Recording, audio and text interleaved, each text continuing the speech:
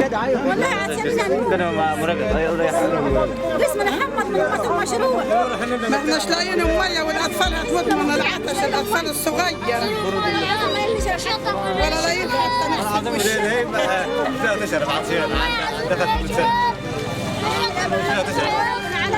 ولا لا احنا تقول عليه ولا فوق ميه اصلا عند العز وعشان تمنع المساكين مش لاقيين ميه نشرب ولا لاقيين حتى نسقي الاطفال الصغير. شهر رمضان عدى قبل شهر رمضان الميه دي ما جاتلناش ولا شفناها. وفي ناس لازم ولا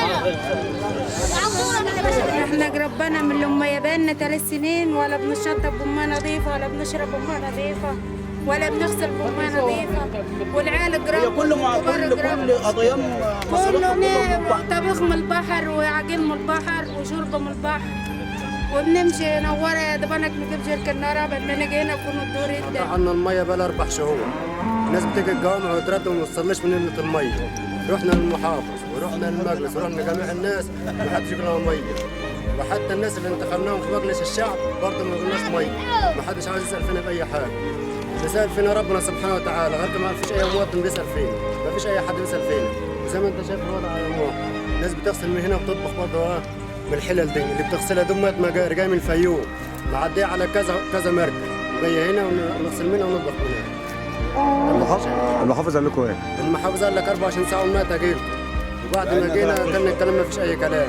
سيادتك كان عندنا فرح في العمده اسمها مجلس الشعب كمال ابو قليل، العمده كامل طبعا عضو ثاني مجلس المدينه مجلس مطول. فكلمتهم في الفرح رد عليا رئيس المجلس قال لي ما عنديش ميه. رد عليا تاني رئيس مجلس الشعب كمال ابو قليل قال لي يا محمد احنا ما عندناش ميه. قال لي باشا فيش ميه.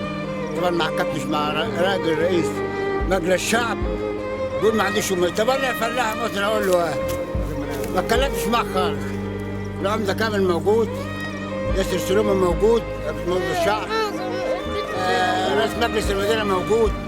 طبعا لما رئيس مجلس الشعب بيقول له ده ما عنديش ميه انا اقول له عقب اقول له بنشطف في الدود جدع اول ما تدوق واقسم لك بالله بطلع من الغايط على الدود بشطف منه. والكهرباء غلت والماء غلت وعيشه حزن.